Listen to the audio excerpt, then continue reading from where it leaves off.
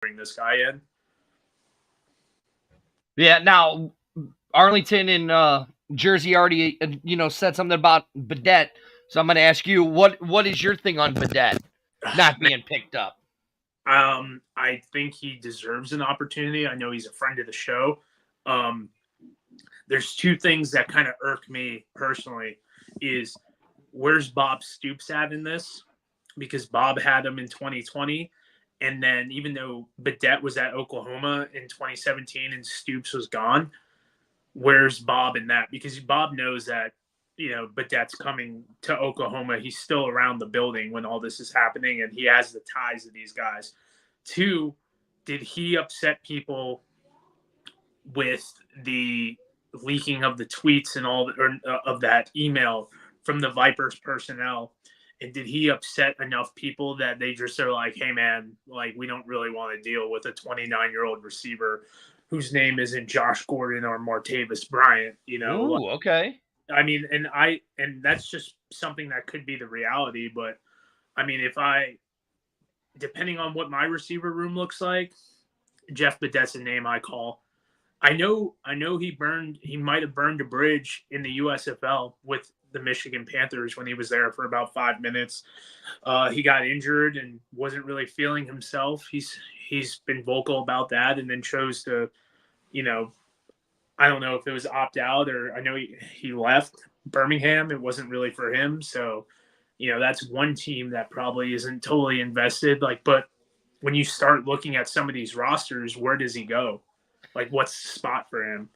I think Arlington's the only one, personally. Yeah, Jersey, I'll let you finish up on yours because I know how Arlington feels on Jeff Badette. I personally think that teams are missing out because if you go back to last season in the XFL, Jeff Badette was one of the top receivers.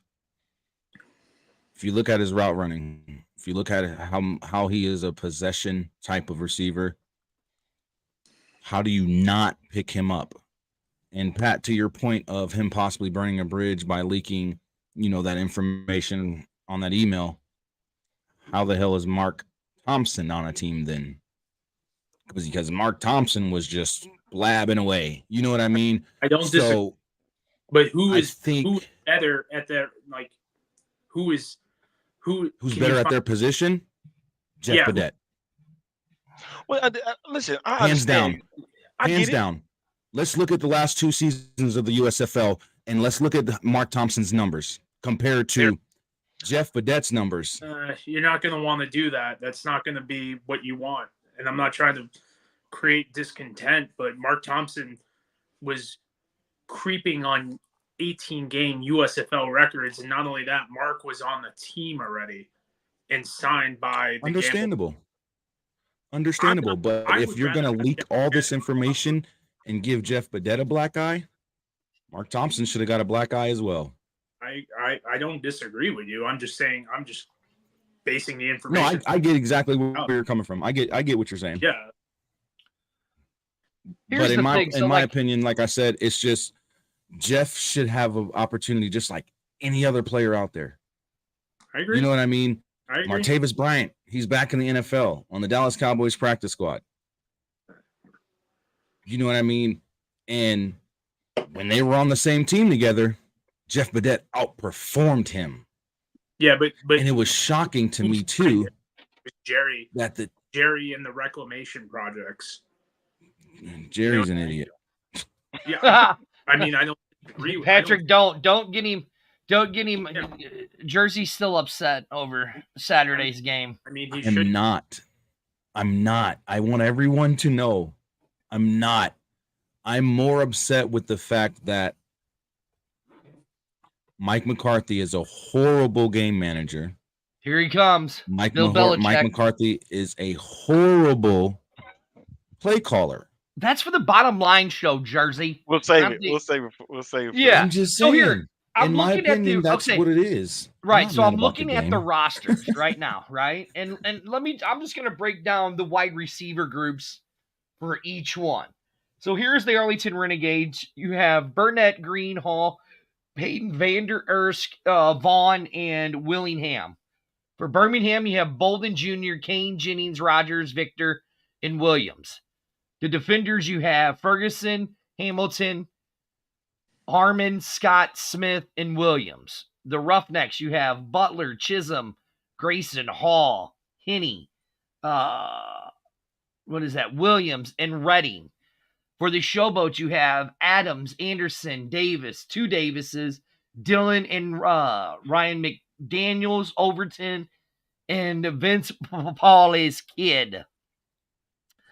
Then for the Panthers, you have Coleman, Gary, Mag, Ross, Sims, and Snell and Wright. We already know the Battlehawks, so I'm not going to talk about that one. Then you have Holly, Santana, Come on, Smith, man. Turner. I mean, listen, we know he ain't going to fit on the... It's significant. Hold on. Okay. How wouldn't he fit on the Battlehawks?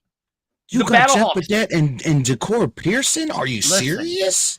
I'm not. Listen, as much as I love Jeff Badette, right? Am I really taking Jeff Badette over James Bostic? No. Am I taking him over Blake D. Jackson? No. Stephen Mitchell? No. You got him riled up, sir. And I hear your I hear your biasness. I hear your biasness right now. Listen, I would love to have Jeff Badette on the show. This is all you doing. I would love to have Jeff Badette on the Battlehawks, right? All you doing.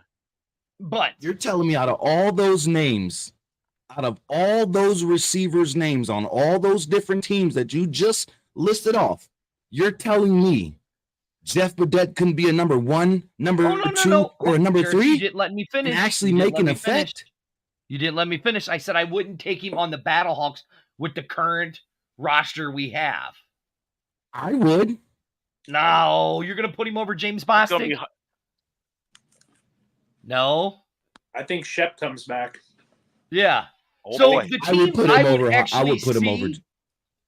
Go ahead. I honestly think Badette would best fit for either the Memphis Showboats or the DC Defenders. That's where I think he would do his best at. I think DC. I think he would be better on the Arlington Renegades. Pair him back up with Luis. That's true. Pair him up with Bob Stoops. Give him the opportunity that he missed out in college. What'd you say, Pat? I think DC or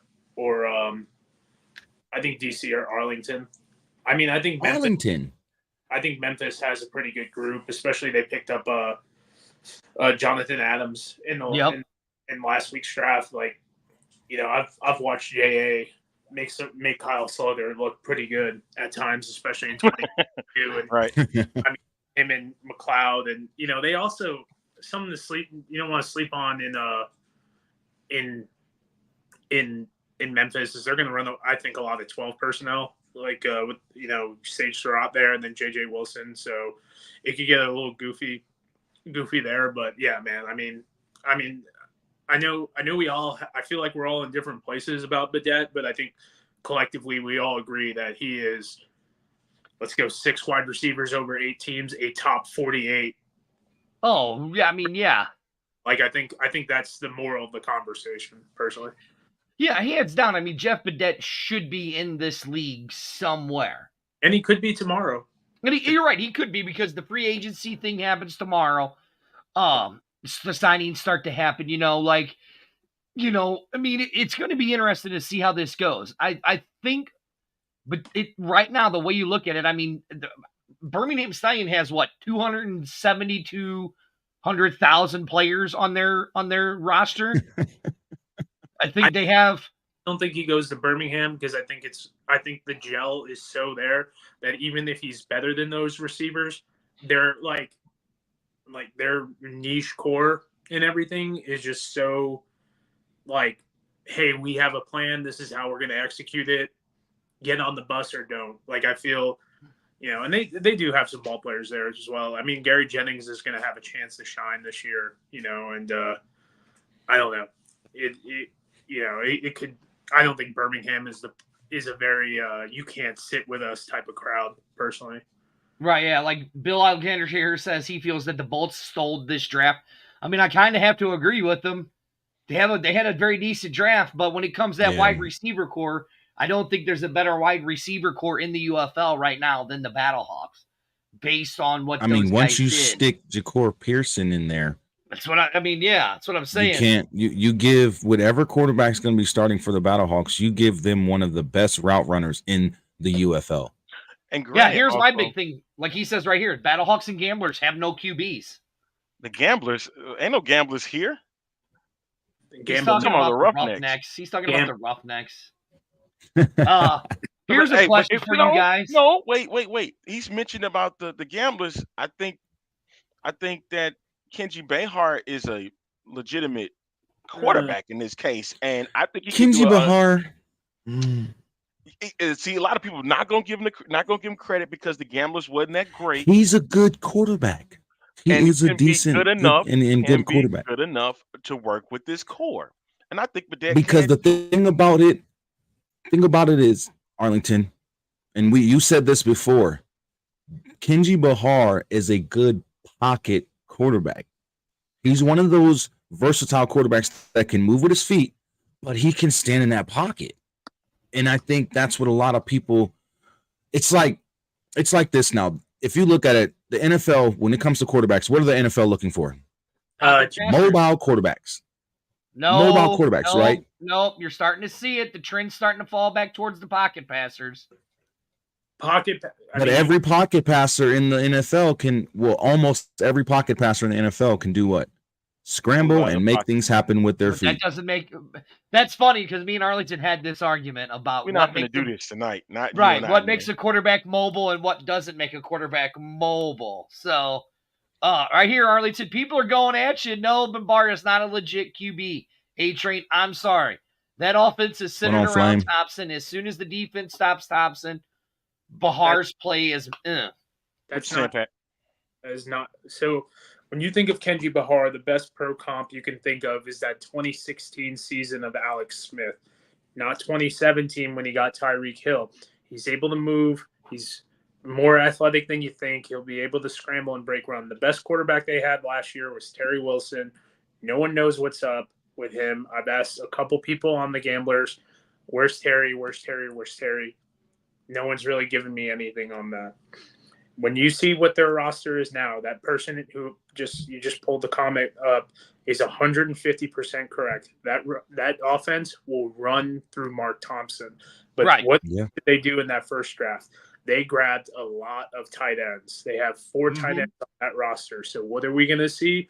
We're going to see 13 personnel. We're going to see Clint Sig, Lindenwood's own, running a lot of routes to the flat. Redding still can stretch that field.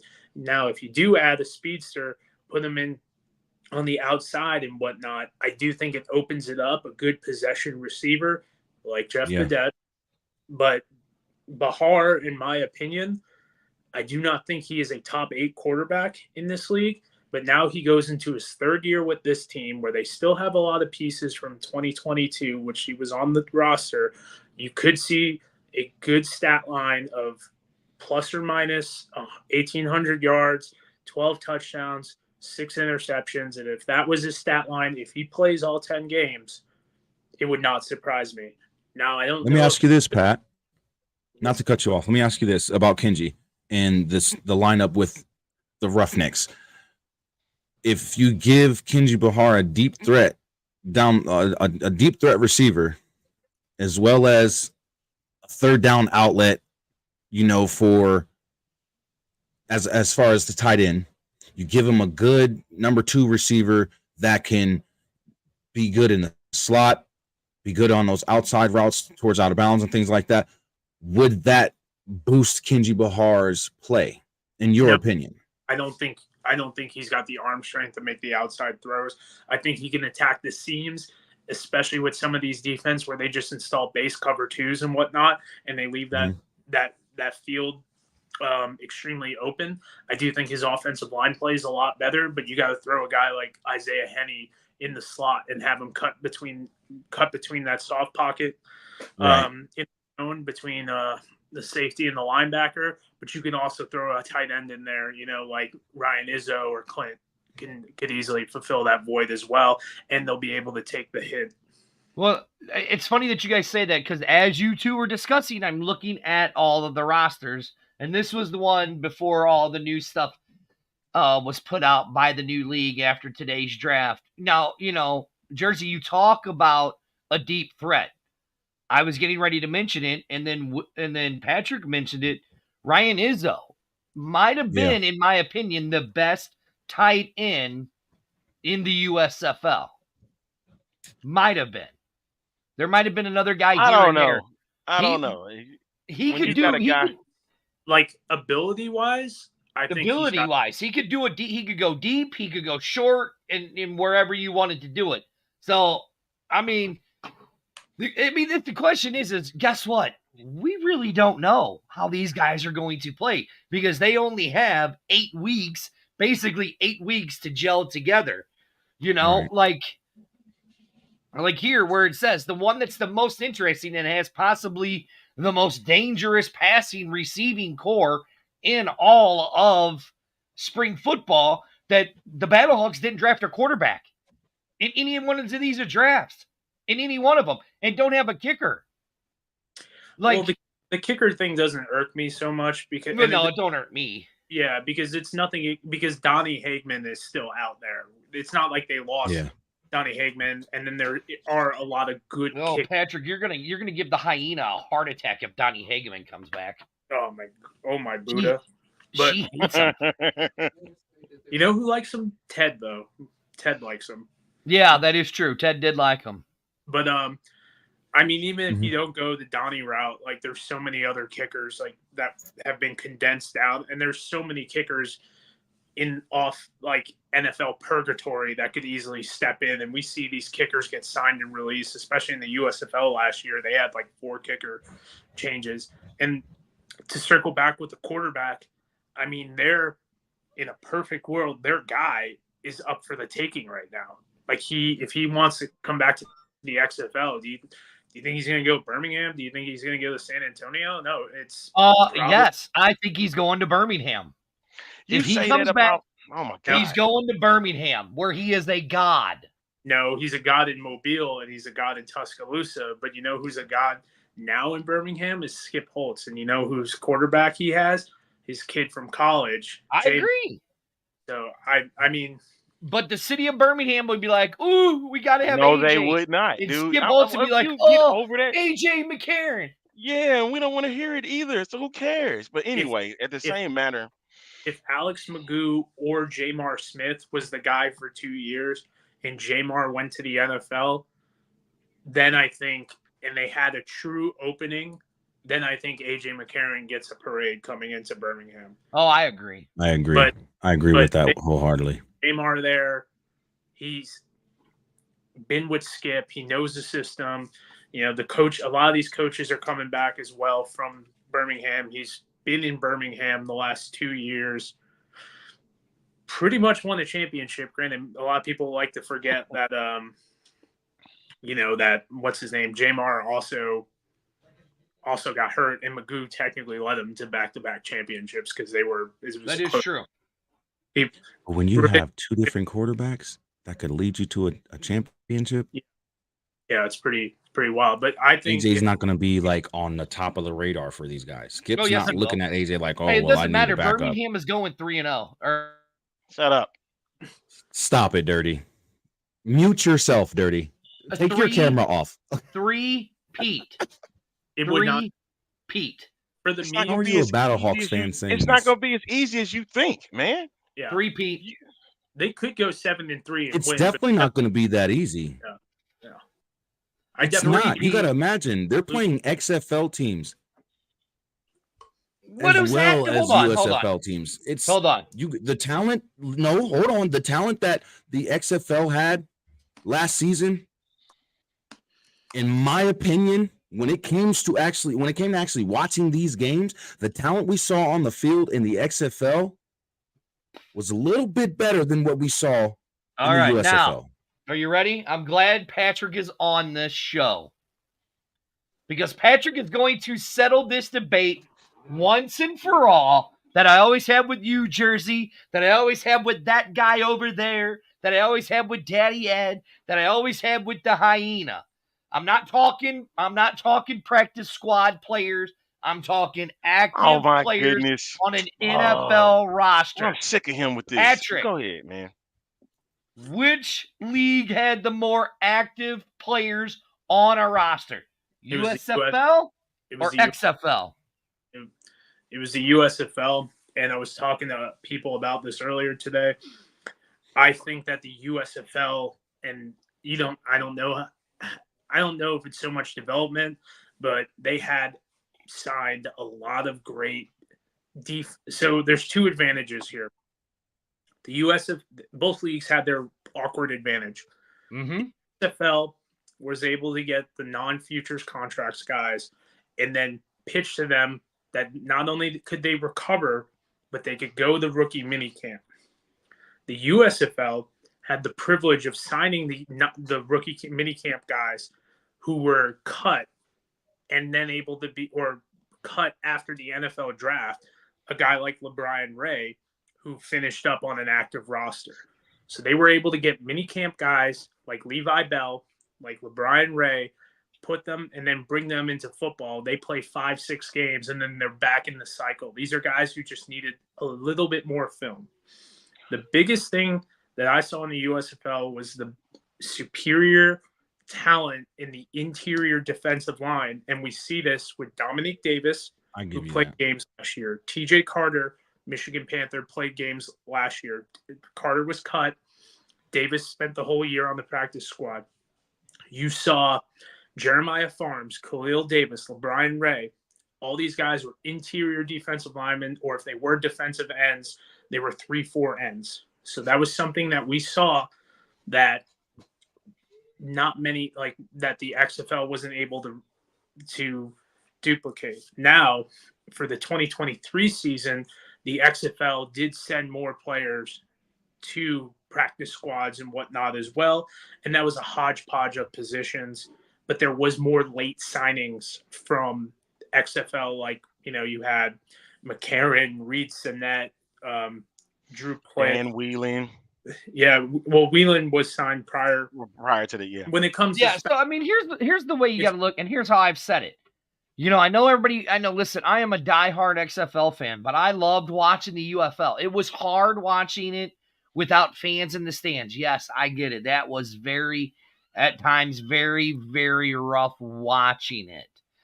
I think that the rules that were set up in the UFL or the USFL made it easier for these guys to translate over to the NFL game compared to the rules of the XFL, which, again, here we go. I'm going to get blasted again that I don't like the XFL rules when I absolutely love all of the XFL rules. The thing is, we got to look at it this way is, does it suck? We went from 16 teams in spring football down to 8. Yes. But now we're really going to get some quality good football. Because don't get me wrong, there were some bad teams in the UFL and there were in the USFL, and there were bad teams in the XFL. Now my only problem is we're down to 8 teams with all of these rosters, and we're only going to have 42 to 54 players active, and then you'll have 51 with the dress. It'd be 50 to the one quarterback will be the inactive 3. Oh, no. I love XFL, Jim.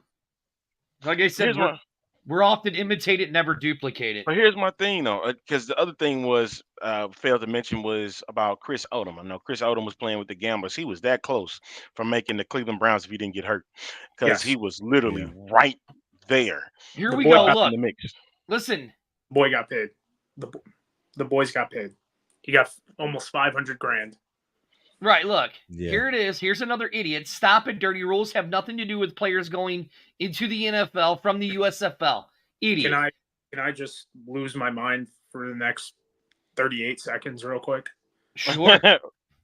If I have a stud linebacker who is going to be my linebacker 4, I need to see what he does on kickoff.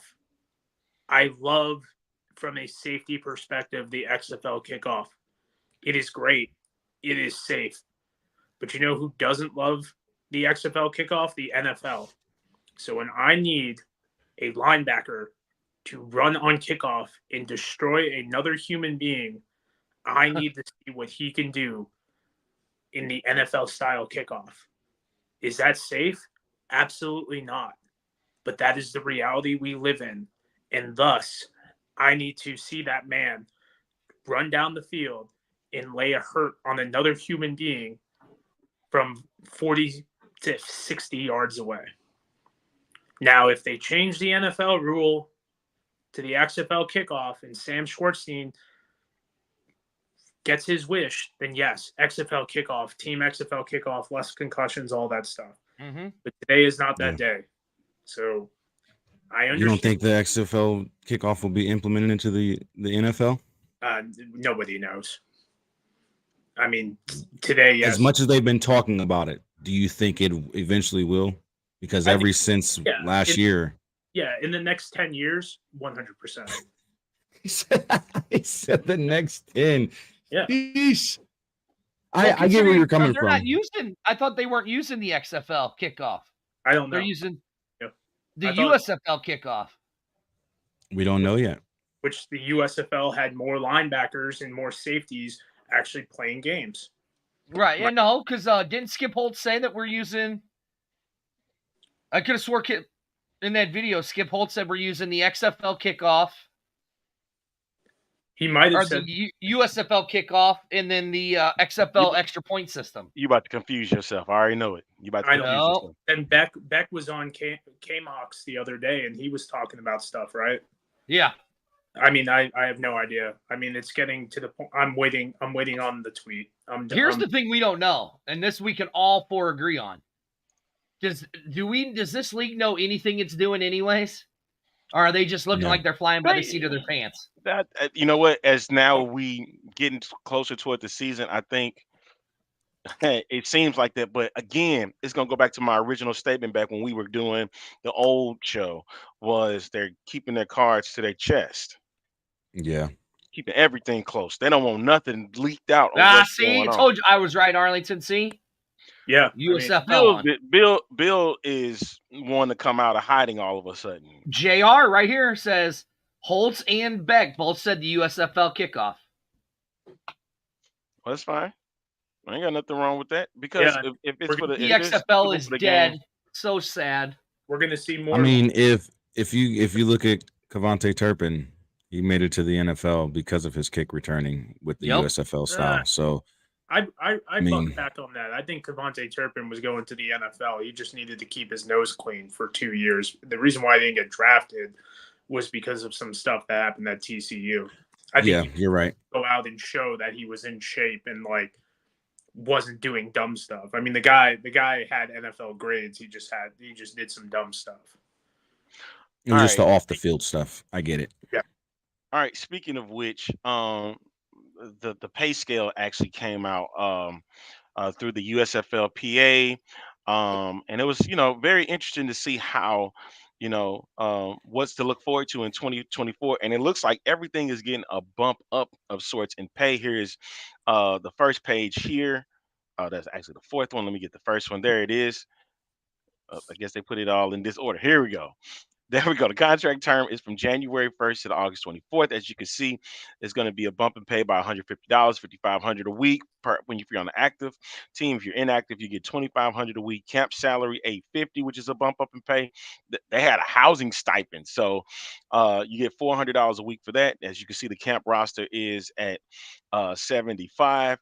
Then you see the active roster 42. They got travel provided. You see the depth charts. There's a deadline for the establishment. They got the $500 travel reimbursement when you're released from camp. Here's the key thing here: accolade bonuses. If you get player of the week, you get $1,000. And think about that for 10 weeks. If you make the all UFL team, you get $2,500 a week. If you're a player of the year, $5,000. The big one is the MVP award, $7,500. So they're actually going to give away a MVP award compared to in the XFL, it was just offensive and defensive players of the year. So that's something key and cool with that. It looks like we're gonna have an MVP award, so that would be cool to have. I hope it's not structured like the NFL's MVP, where it's just mainly quarterbacks. I'm serious. That is the most irritating thing in the world to me, when you see other players at different positions not getting the credit that they deserve in the MVP talk. It's literally a quarterback's award. Let's not forget KaVontae Turpin was the USFL's first MVP, and he wasn't a quarterback. So that's the USFL. But you just sat here and said, man, you hoping they don't do the same thing what happens like in the UFL. They did because the leagues merge now. Well, what we're trying to get at is I'm going by what you saying. You hope they don't go through the same structure. If KaVontae Turpin was able to punt return, he make catches, was able to run the ball and stuff, and his stats were beyond, you could get recognized. Yeah. And that's how they did it. And I can get that. And I'm just saying, I hope they don't revert. I hope they don't revert back to, you know what I mean? Because the leagues now merged and they're trying to combine two different sets of rules and two different sets of everything on how the leagues were ran. You know, now they're trying to put all that together. And of course, the NFL and the XFL had that agreement where they look at certain rules or certain gameplay styles and things of that nature, and the US or the NFL could ultimately utilize that in the league. I hope that the influence from the structure of the NFL doesn't start to fall down on to the UFL. I hope that the UFL stays the way that they are as a spring football league, not trying to compete or compare themselves to the NFL. You get what I'm saying? So rules-wise, awards-wise, the whole nine. I hope that the NFL stays the NFL, the crap that it is, and the UFL does what it's supposed to do and recognizes any player at any position to be an MVP, like they did with KaVontae Turpin. I just feel like it's just something inside of me is saying we may have, you know, some type of NFL structuring going on, and I hope that's not the case. Go ahead, Pat. The only thing I have to buck back on with that is I do kind of sometimes hate the, you know, QB or bust, but in a 10-game season, and even shift this back to the NFL, how many times do we look when they start doing their way too early MVP rankings and whatnot? How many times do they look at, like, is it going to be Cooper Kupp? Is it going to be Tyreek Hill? And with a 10-game season, it shortens the sample size to where you don't have the drop off. Like, I think for 15 weeks this NFL season, we all thought it was going to be Christian McCaffrey. And then what happens? Fatigue. And then Lamar has a couple of good games late. Like, he had and I think Lamar should win the MVP because he had the strongest season. Purdy has a bad game, obviously, or two. But he had the strongest season? You don't think who do you think should have been the 2023 NFL MVP? I'm not saying this because I'm a Cowboys fan, but Dak Prescott. Look at the stats. Dak Prescott's stats compared to Lamar Jackson's stats. Dak Prescott had a better season, regular season. Yeah, but stats. Just look at the stats. You're going by stats alone, right? Well, it depends. It goes back to the Andrew Luck argument then. What is the MVP? Because it stands for most valuable player. Could we not argue that Andrew Luck for those Colts teams, that 2013 to 2017 teams, that he was the most valuable player in the league for the Colts? Could we not argue that, what is the true meaning of value? Yeah, we definitely can. And I believe he was screwed over because when Andrew Luck was in the league, he was a beast. He was a beast.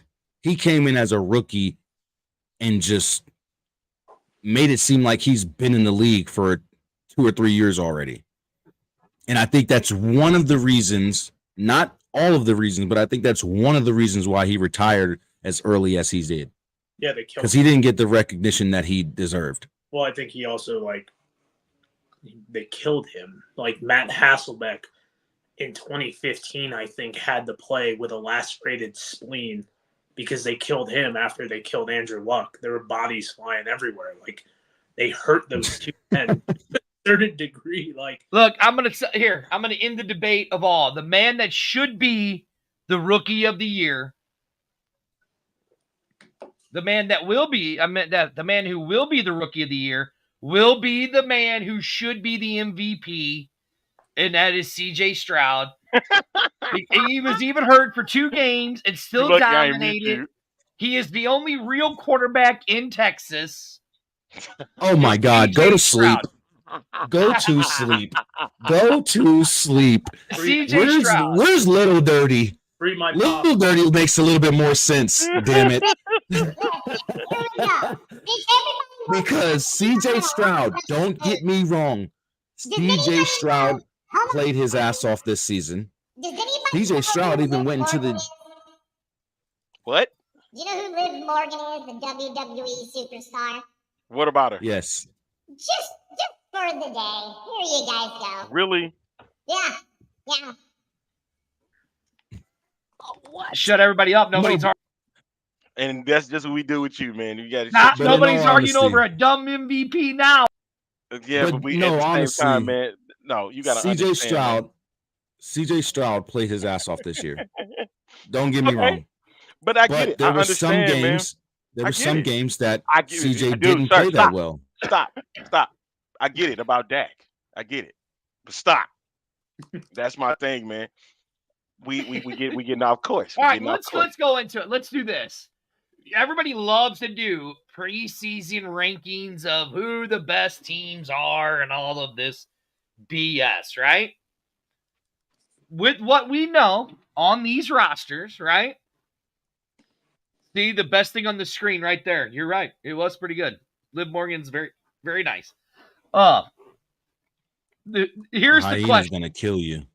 Who is now the hyena actually loves Liv Morgan. So let's really get into this.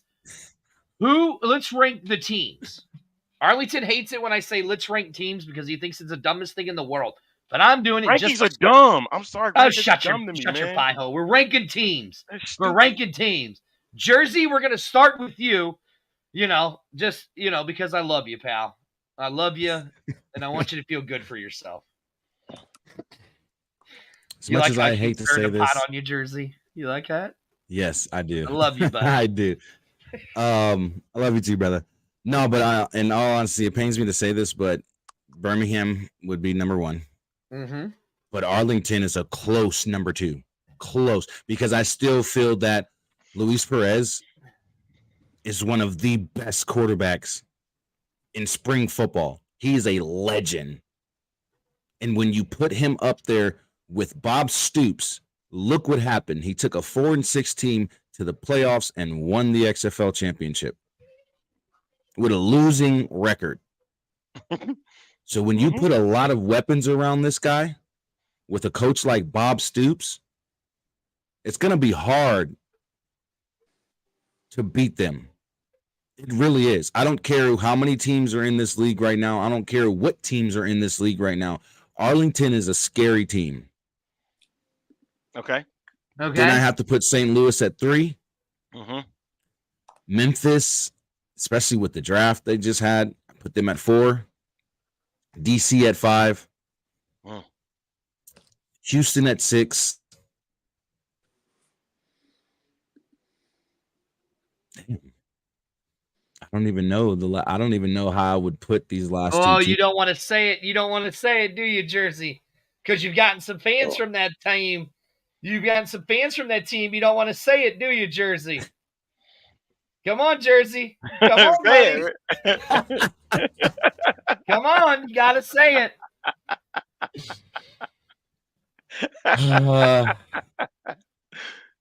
Is Michigan last? Yes. I'm sorry. Michigan's San Antonio. last. San Antonio will be 7 because I think Jack Cohn's going to have a good season with a completed offensive line and some more weapons. I think Jack Cohn's going to have a pretty good season. Right. Look. And I think that San Antonio is going to do pretty good this year. All right. I'll go next. Let me get Rufino before San Antonio he goes. 7 and Michigan at 8. Go ahead, Pat. I go Birmingham, St. Louis. I think they have a better roster than Arlington, but I mean, I could flip between Arlington and St. Louis at a 2 or 3. Memphis, San Antonio, DC. I do like Jalen McClendon a lot, but I mean, I just need a couple more reps in the receiving core. Is it the sexiest thing to me? Then I follow it between Houston and then Michigan. Wow. Okay. Now, I do think Michigan could be my biggest riser, and I do think St. Louis could be my biggest faller. Interesting. All right, I already know where Dirty's gonna put the Battlehawks. Where am I putting them? Go ahead. Where am I putting them? Number 8. No, actually, I wasn't going to put him at number 8. All right. I was going to put him at number off 7. the list because I think the best team in this new league is the Vegas Vipers, the Seattle Sea Dragons, then the Philadelphia Stars. No, seriously. No. Listen. You can't. Birmingham is number 1, hands down. I mean, back-to-back championships they are. As much as I don't like the Renegades, I have to say, because they are the defending champs, I'm going to put them at number 3. I'll put the Defenders at number 2 because they were the only team to go 9-1.